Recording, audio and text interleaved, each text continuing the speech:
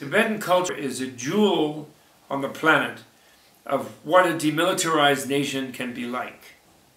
And, you know, how people can be very happy without armies.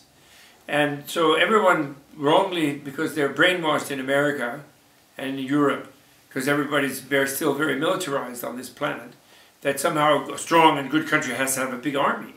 But actually, in the modern period, big armies are useless, and they create bankruptcy, and they're an unnecessary expense, and they ruin the quality of life. And since the end of the Second World War, nobody won a war. Biggest power couldn't conquer Vietnam. Nobody could conquer Afghanistan. The Israelis are not really safe there in the Middle East, as much as they build walls and they have nuclear bombs. They're not safe, and they're not going to be safe by power. And so therefore, people need to figure out, oh, well, now in the modern time, there's a way to be happy as a demilitarized country. And Tibet is the example of that. It doesn't mean that other countries have to be Buddhist. It just means that the example of a culture that persisted and was glorious and had a lot of beauty and literature and art and educated and peaceful people and happy people without military, that's the example. That's Tibet's contribution to the world. Buddhism tends to demilitarize a culture. And the males, the young aggressive males who would be the soldiers, just like in Buddha's own time, they join up in the Sangha because their mothers and wives and daughters or sisters don't want them running around like Rambos beating them up. So then they start, and they themselves have a better quality of life, being more nonviolent, meditating, finding inner bliss, instead of running around and pumping up their endorphins by beating people up and being big warriors, being big Rambos. It's something unique about Tibetan culture, although actually they spread a similar culture to Mongolia after they received it. And there was something like it in India before, but it never spread in that same form to any other country, even those countries that call themselves Buddhist countries.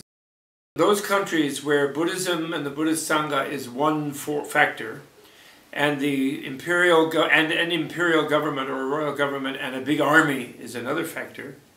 There's a kind of seesaw between, in the histories of those countries like China, Japan, Korea, Southeast Asian countries, where the Sangha becomes quite powerful somewhat. And then the king needs more people in the army and they have a war with somebody, and then they start taking away the stuff from the Sangha. And therefore, although they call themselves a Buddhist country because it's the dominant religion, it's still kind of countercultural religion. It can't really control the behavior of the king and the army.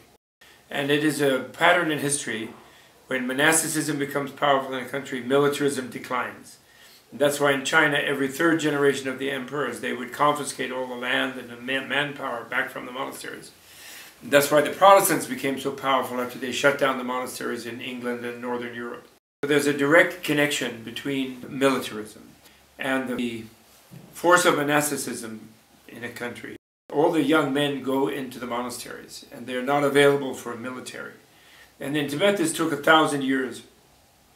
When Buddhism first came, it was brought in from the top down by the imperial power, who were militarists. And then within several generations, maybe 7 or 8 generations, they lost their military power because Buddhist monasticism started becoming powerful. Then they fragmented politically, and then there was a period where things were all confused, although we don't have that good a picture of what happened. And then with the Chidar, the latter development, again Buddhism started spreading.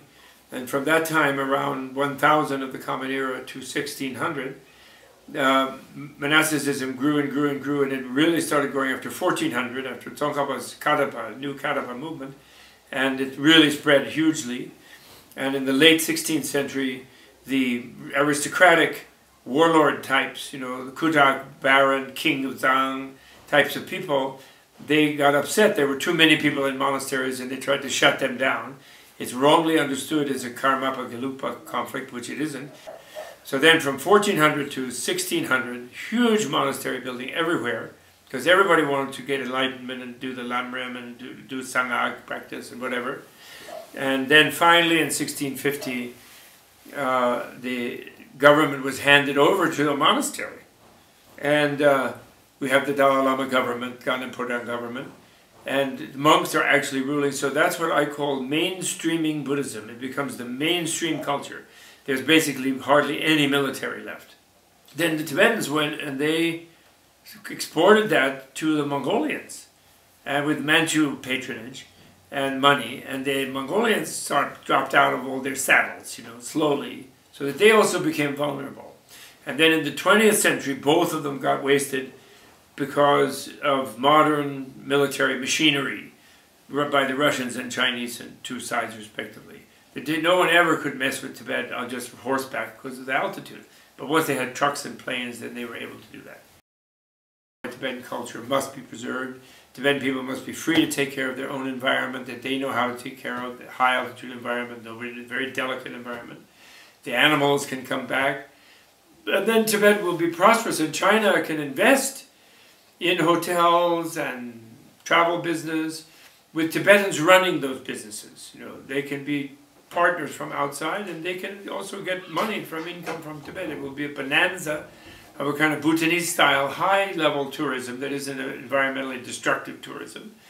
His Holiness once said that he wanted Tibet to be like Switzerland, a sanatorium with like health spas and hot springs, and become known as like a healthy place for people all over busy industrial Asia to go up for retreats. And since the mountains are holy to the Indians, and Kunlun Mountain is holy to the Chinese, then they can all go up there and they can refresh themselves and have some spirituality. Not to mention the fact that there's something new happening in Chinese Buddhism, which will be once China's more free, Chinese Buddhism will pop up again, and then there'll be a new thing in Chinese Buddhism, which will be Tantra, which never existed much in Chinese Buddhism before. Yao Tong they call it, but they had very little of it, and it's now very popular underground in mainland China, and in Taiwan, and in Singapore, Hong Kong, wherever there are free Chinese communities. They love Tibetan Buddhism. And in a way, since Tibetan Buddhism is an element of Indian Buddhism that they never got in their past transmission from India, it will enrich Chinese Buddhism enormously. And the day when the Dalai Lama does a Kala Chakra initiation in Tiananmen Square will be a day when Chinese people will also be happy.